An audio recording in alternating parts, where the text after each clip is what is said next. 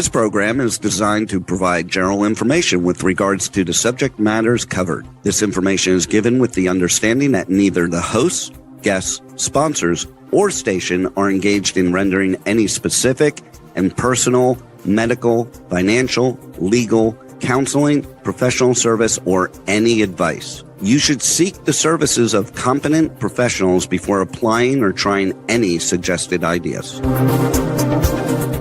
The information contained in this podcast is intended for informational purposes only and is not a substitute for individual professional legal advice. The podcast information was carefully compiled from vetted sources and references. However, R.O.S.E Resources Outreach to Safeguard the Elderly cannot guarantee that you will not fall victim to a scam. Let's talk about scams. It's the must-listen show for anyone who wants to protect themselves and their loved ones from scams. Every Tuesday at 8 a.m. Pacific Time on K4HD Radio, Joyce Petrowski, founder of R.O.S E, and her guests will provide valuable insights and practical tips on how to recognize and protect yourself from scams. And now, here is your host, Joyce Petrowski. Hi, I'm David. Staying active mentally, playing chess, those are all very important things. I'm 72, but I'm going to keep on learning. I'm going to keep on moving. I'm going to keep on living my life. Healthcare for David's next move. Learn more at archwellhealth.com. Hi, everybody. Welcome back. I'm Joyce Petrowski, founder and board president of R.O.S.E Resources Outreach to Safeguard the Elderly. You can find more information about us on our website at roseadvocacy.org.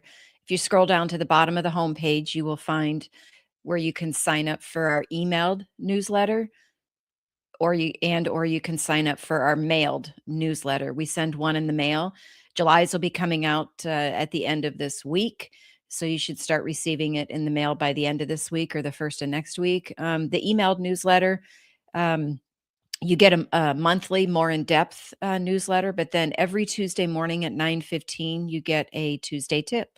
And that Tuesday tip has a couple of benefits. One is giving you information that you might not have already have known to help keep you safe from scams.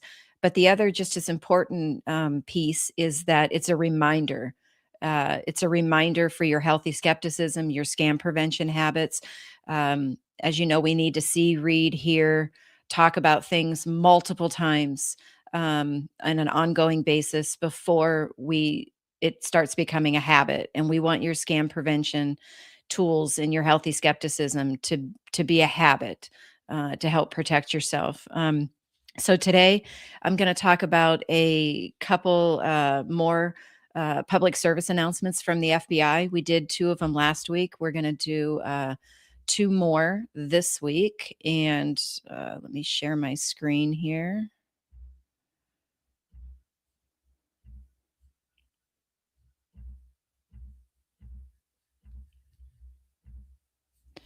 All right. So I just went to the ic3.gov, and I can show you here and back up. And when you type in ic3.gov, you're going to get, this is the homepage for the Internet Crime Complaint Center with the FBI. You just go into public information here. Public service announcements is where you'll find all those. And then the annual reports. If you go here, this is where you're going to find by year their reports for all age populations, but they'll also have a section on just the 60-year-old and older population. This is where we get all of our statistics. You can also do drop downs where you can look up different statistics by state if you're looking for some different state information. But we're going to go to the public service announcements. So we're going to go to this one here. That was June 18th. So just about 10 days ago, 12 days ago. Excuse me. And so this one it's titled Cyber Criminals Redirecting Users. That would be anybody that's using the internet and the web browsers to fraudulent websites with malicious traffic distribution systems. So it's basically they're redirecting you, going to get you to a fraudulent website with malicious intent. And we've talked a lot about it, and we talk about this in our presentations as well. that I think a lot of people, know to go up and hover over the name that shows up on an email, and you can see the email address that it's coming from, and you can go up and you can look at the URL and see if it's a secured site with the HTTPS. Um, but then you want to look at the actual URL where the website's going to go to, and sometimes it's really, really difficult to see some slight little change that was made that would actually then be directing you to a fraudulent website. And we use, Microsoft as an example. Um, are you going to see, when your mind is already thinking Microsoft, are you going to see that that lowercase m is really a lowercase r and n, or actually maybe two n's, um, when your mind's already thinking Microsoft? So it's really good to write down every individual character and then look at those characters to see if they make sense put together, that that's where you want to be going. But I mean, they could use that scenario with Amazon. They can use it with any, website that's got a lowercase m in the URL. Um, so back to this public service announcement. Um, they are doing this. The criminals are getting you to go to a malicious website by visiting or by clicking on advertisement links, signing up for promotions or discounts, downloading an application. There's a lot of different ways that they can do it. So we're going to look at actually how this works. So they use a variety of methods to, in essence, trick you into going onto these sites. And that includes social engineering techniques, such as sending a phishing email that could have a link to, on the surface, looks like it's a legitimate website, but when you actually look at where it's going, it's actually a malicious website. It's not the actual legitimate one that you're thinking that it's going to. They can also do it through, it says here, search engine optimization poisoning. That promotes fraudulent advertisement links. So a lot of times when you're going to do an internet search for something, the first maybe three ones that come up are going to be those sponsored ads. You'll see the URL, you'll see the name of it, and then down below in little letters, you'll see where it says sponsored. Well, the scammers can hang out in put their fraudulent websites in those sponsored ads as well. So just because it shows up as one of the first three under the sponsored ones doesn't mean it's automatically legitimate. You still need to look at the URL, write down every character. Um, but that's another way that they can get you into those uh, malicious websites. So really, any legitimate website is vulnerable to a cyber criminal.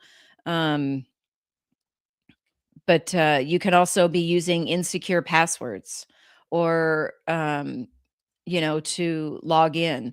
They can do that with people that work at the companies, that are not using strong passwords. They can use social engineering with someone that works at the company to get them to give up information that then allows this criminal to get into the back end of the website and stuff like that. So that brute forcing, cyber criminals obtain unauthorized access to websites by brute forcing weak administrative passwords.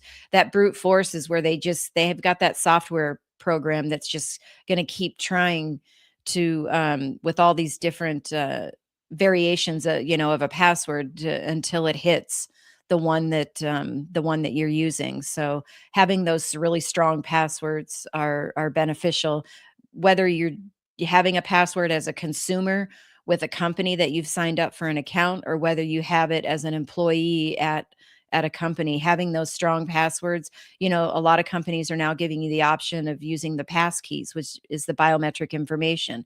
Security professionals are saying that those are much safer than passwords. Well, one of the reasons is because they know that we use weak passwords. You'd be amazed at how many people still use password 123, whether it's by choice or whether that was the initial password they were given and then they never changed it. Um, but and they know through, social engineering that they can get you to give up your password. Um, so they're going to redirect you. Another way that they could do it is they can bypass firewalls that you have set up to block connections to malicious codes. Every now and then we see that come up in warnings from different resources we look at for information, is that some cyber criminal group has figured out how to bypass internal systems, or bypass multi-factor authentication or firewalls, different things like that. So they get smarter and smarter. They have the software that's available to them to be able to do that. They filter website visitors, so they can look at based on your IP address, your operating system, your location, your device, browser information. When you visit a website, they can analyze that. So some of that could be because of the cookies that you've allowed when you've gotten on that website. You've allowed all of them. Um, which is the reason why when it's asked if you want to reject or accept only necessary, those are the best way to do it. Or, go into whatever browser you're using and click on those three dots right up here and go down to your settings and then in your privacy and security, and you can actually go down and say block all third-party cookies. And it's going to block it for as long as you're using that same browser that you've told it to block, on all the websites. So then you don't have to go in and do it on each individual one. Um, so that's how they can also exploit your devices. Again, by those phishing emails and other malware, that just by clicking on a link, um, they can then exploit you as the end consumer. So here's some different tips that the FBI is putting out. And they recommend that individuals take the following precautions. Exercise caution when clicking on advertisements. You want to make sure, as we said earlier, you check that URL to make sure that site is the official site. And maybe instead of clicking on the advertisement, just go to the official site and then look on that site for that specific discount, that specific advertisement, and look at each individual character in the URL and see that makes sense. The characters all make sense when you put them together. Keep your software updated. It's a main reason, why a lot of software companies send out these updates is, yes, there's new information, but they're also fixing security flaws that they found. And so it's good to keep everything updated. You want to, install reputable plugins. If you're going to have a specific one with a firewall, you want to have a web application firewall to block malicious traffic. Harden your login security. So you've got to have those strong passwords. Think about using a pass key instead. You can also do the multi-factor authentication and um, make sure you keep that code confidential. Somebody calls you pretending to be the bank, and to scare you that there's, fraud or there's something bad going on with your account and you might lose all your money, but we have to verify it's you we're talking to. So we're going to send you a code and we need you to read it back to us. And then that's exactly how the legitimate bank is going to verify it's you on the phone when you call them. Well, scammers are using that against you. Because they've already figured out your login and now they see you have multi-factor set up. So then they're going to trick you into giving them that code so then they can get into your account. So another reason why you have to make sure, especially if you're on the phone, that you are actually talking to the legitimate bank. If somebody called you, then you hang up and you call the number on your bank statement or the back of your debit card. or you might already have the bank's phone number in your contacts. But call them directly or go down there and check things out. Um, those third-party plugins and apps and all that stuff, you want to make sure you're only downloading those from reputable, verified places. Um, and that would be like the Google Play Store, the App Store. Um,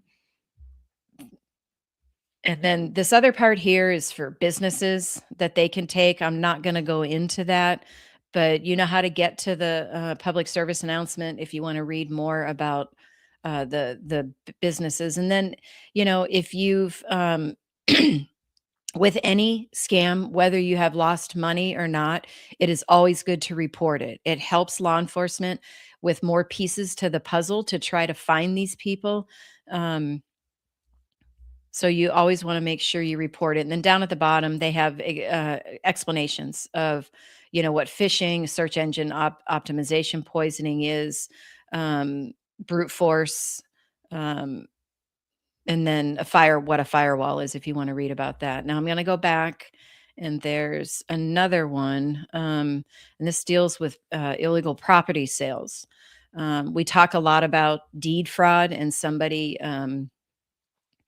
transferring the deed to your property fraudulently with fake IDs, downloading the deed transfer paperwork, and they can put your address in and look up and see exactly how your property is titled. Um, this one deals with they impersonate the owners. The FBI is seeing that it's usually a vacant property parcels because usually with vacant property, people are more apt to not pay attention to it as much as they would if it's their home, their place of business, their company, different things like that. And so then to illegally sell the property parcels without the owner's knowledge or consent. So basically the first thing they're gonna do is impersonate the landowner. And again, this one's specifically talking about vacant property parcels. But as we're going through this, just, ask yourself, could they really be doing the same thing with other types of property as well? So they're going to create fake IDs, driver's licenses, passports. They've been doing this for years. It'll have their picture on it, but it's going to have all your information on it.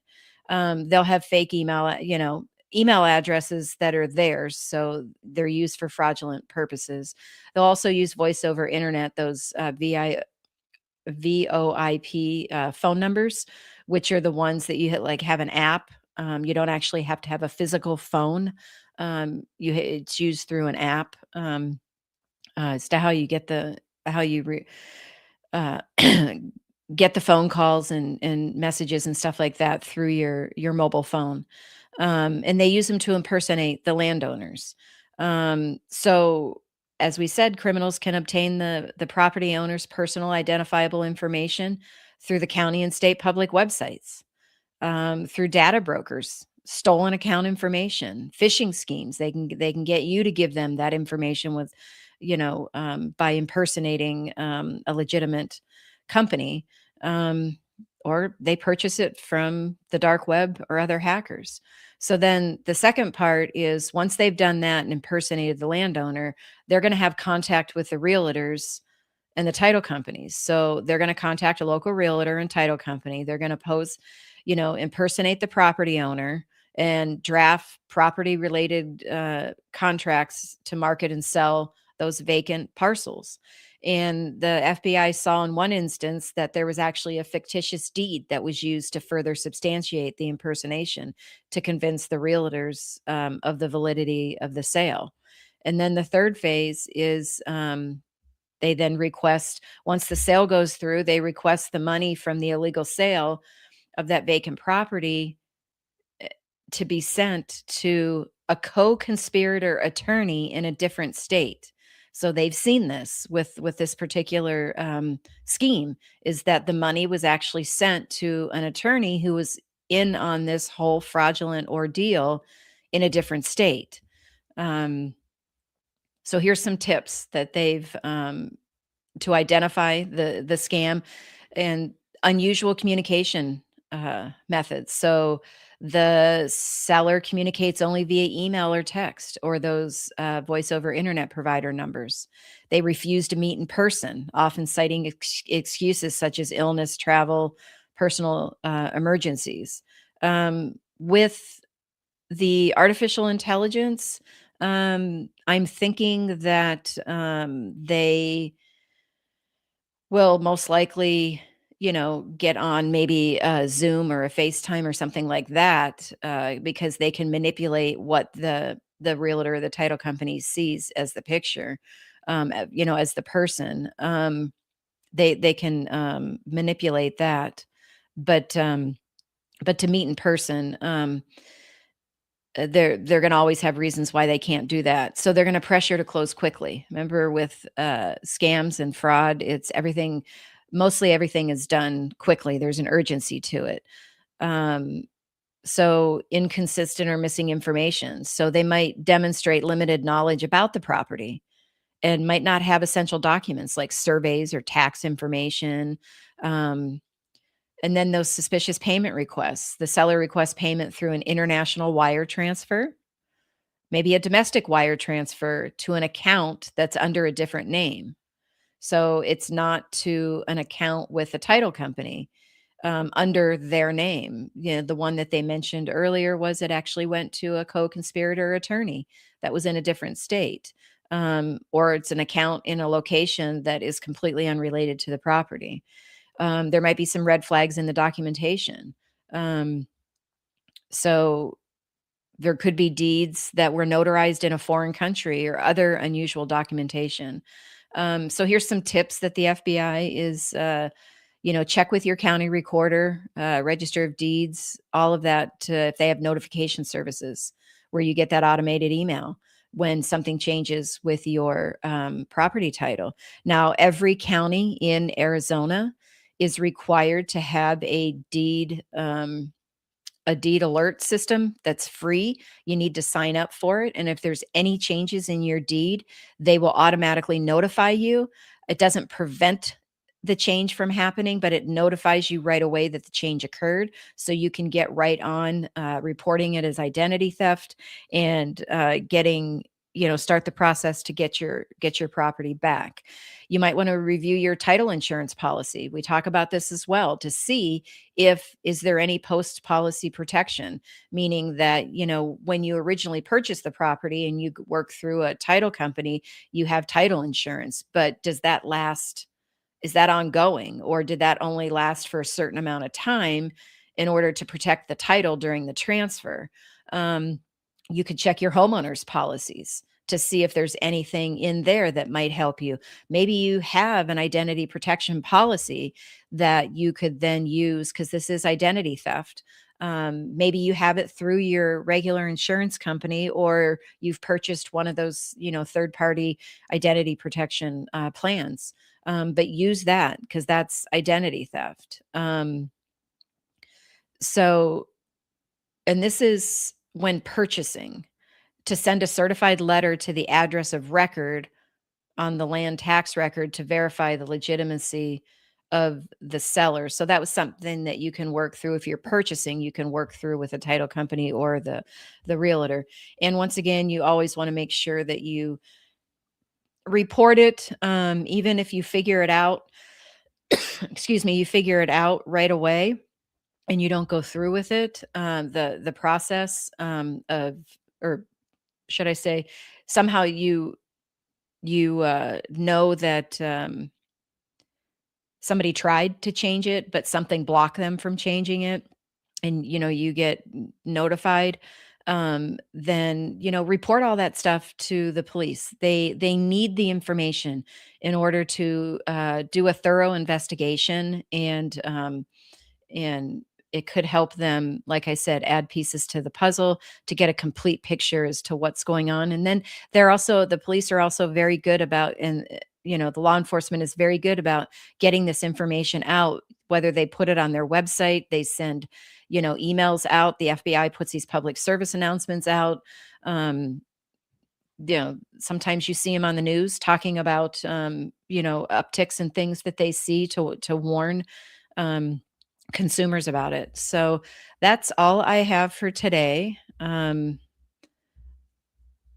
me stop sharing here.